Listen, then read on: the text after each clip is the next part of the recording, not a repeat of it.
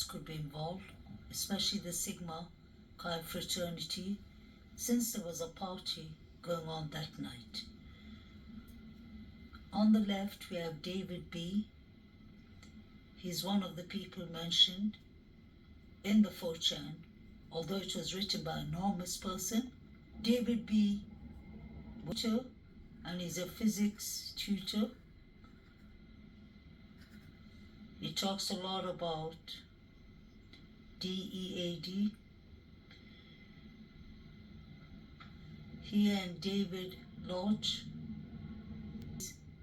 of unaliving people, allegedly. That was what was said by the anonymous person who wrote 4chan article. They had more motives than anyone. I believe it's the frats, allegedly, and a former frat, Shwalter, most likely. Not accusing anyone, just pointing out what I see. This is the third time within 2 years and 2 months I've gone back to the case on the beginning. And every time the results turn out to be the same. The frats were under a microscope in the beginning.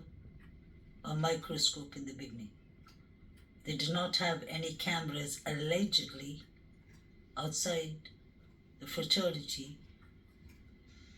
Others would have known who were the four figures running to the frats from Kings Road area. David B. His mother is a paralegal. Someone in his family owns a cleaning company. All this was mentioned in the 4chan. We have David Lodge, and it seems like they both were not at the grub truck that night. When Kaylee and Maddie were there. So where were they?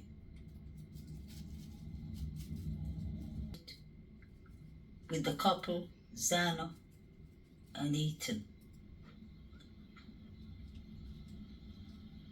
Seems like the frats are scared of them. Nobody's going to talk anyway. So there were people on foot and people on cars or vehicles, I believe. In my opinion only. This is for education purpose only. Trigger warning, this is what David B. Baracho put up on his TikTok. He and David L. were really fascinated in death. And he was a physics tutor. Allegedly. I wanted to share with you all some Facebook texts in the beginning. This one is called I Date You When You Sleep. Wow. Is he going to delete people when they sleep? He says, saw a thing. BMW is in luxury style SUV car without stay plates. Looks semi-familiar, so I think it's a closed state like Montana, Utah, I think. Tinted windows around 1:30 a.m. Saturday night on Cornell Queen. And noticed that spot was empty on Sunday and replaced by cops on Sunday. Seems sus now as someone who lives here. The non-resident cars usually stand out to me, but I was shy. That is Inan Hush or somebody else. So he saw this semi-familiar luxury style SUV car with tinted windows parked downstairs at 1:30 a.m. and then later on it was replaced by the police. Could the suspect have come on that car? That's strange. Now this person has left interesting comments. Gerald Gauci, Hardcore Hangout. He said, investigation into the Idaho student murders has reached the point of critical mass being achieved, the prime person of interest. But because of initial Ellie missteps and local Ellie's failure to timely pursue certain key evidence, there's strong doubt about having a winnable case. In other words, they messed up in Idaho students' murder case, namely some trace DNA. So this is when they got the first DNA discovered in the bathroom, where the killer may have washed off the blood from the arterial, spruting as he went mentally killing the four. Wow. So there was trace DNA found in the toilet, allegedly. That is strange. But if they had that trace DNA, and if it was Brian Christopher Koberger's, then they would have proper DNA. Or more DNA on him.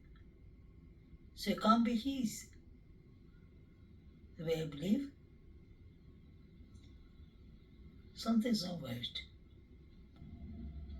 Gerald says again, lengthy time of splashing water sound made it stand out for her. Not that there was activity in the bathroom at the time, but that was so consistently intense, according to my Moscow ID source.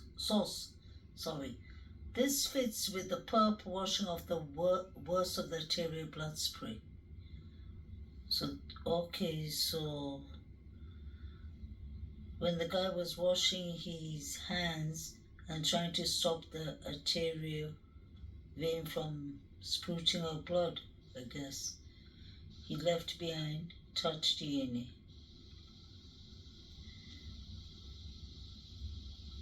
I wonder if that is under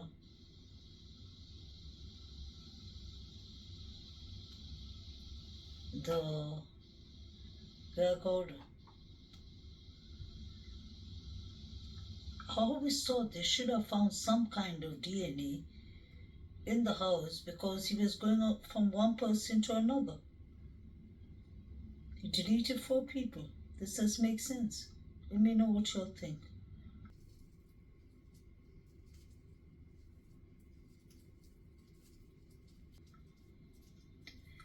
And he said this 2 days before the news was released. This is one of the most interesting comments he left behind, Gerald Causi. He said, investigators today are concentrating on the highly unusual type of mutilation of one of the victims and the possible reasons why the person was singled out for such exception. Post-mortem brutality again goes to motive and identity. Now, I have heard that before, that one of the victims was mutilated. Trigger warning, guys. I don't mean to disrespect the 4 victims, may they rest in peace. But I've heard that plenty of times. The Maddie was mutilated. And there was many articles about that on Facebook or many different places like Reddit and Twitter and such things. But I wasn't thinking much to it. But I remember even there was somebody who wrote on Facebook that Jack D was the last to be ruled out, Jack the cop, because the police believe he was the one who did it, but allegedly they wanted to know why Maddie got it worse than Kaylee. I've heard that and seen that in many articles. So this is strange to hear this from a reporter too. So who was the main target? Was it Kaylee or was it Maddie? We know that Xana fought for life, so it wasn't Xana who was mutilated. May the rest in peace. Who had so much hate for these 4 victims to delete them out in such a way? Does make sense. May they rest in peace. And that's what we're working for, to get the correct justice. I don't feel comfortable talking about such things either. But when I'm showing you all the grab truck and the white cars driving and parking and all the weird behavior going on, that is just to get closer to who the person who could have really done it is. I personally feel like Hannah Clay's case, the motive being revenge is involved. Somebody was out to brutally unalive these four beautiful souls. So it's really something to wonder. And since Hannah Clay's brother allegedly was driving a 2017 white Hyundai Elantra, raises the bar higher to look into him and the frat boys because of the fight Zan and Ethan had with them allegedly, and the four figures running. They were writing this on the 4chan. I can clearly see motives, targets, and I believe all four victims were targets.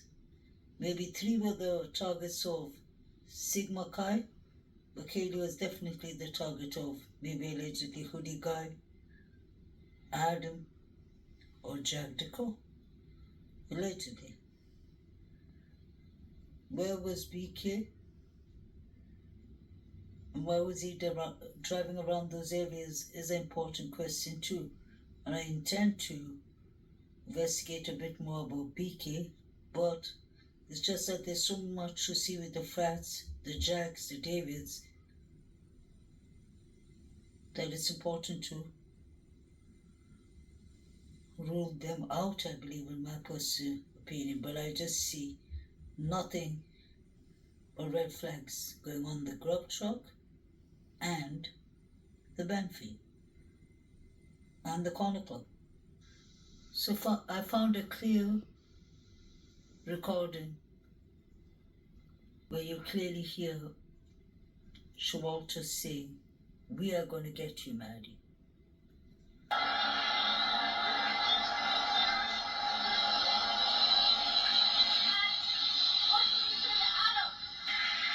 Again,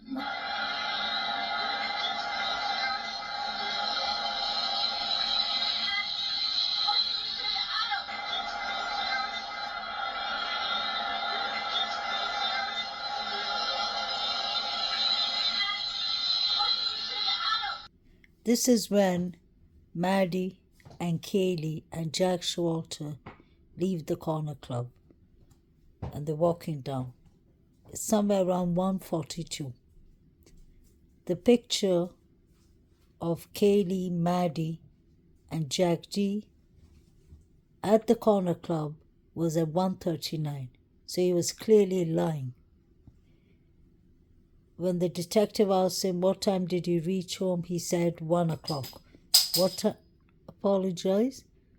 So basically what I'm trying to say is that Jack D was at the corner club at 1:39.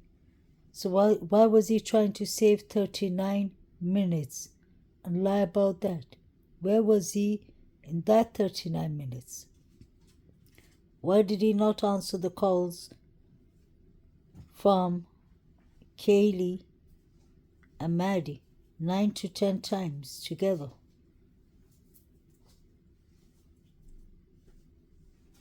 Why did he get himself an attorney? Why was his own professor concerned for him after the breakup he had with Kaylee? Maddie and Kaylee were talking over here, and you can clearly hear Kaylee concerned. She said, "Maddie, what did you tell Adam?" Maddie said, "I told Adam everything." We hear Jack Showalter mumbling, saying something like, "They're going to get you for this, Maddie." And a couple of hours later, 4 young lives were taken. 4 people were unalived after a threat was passed.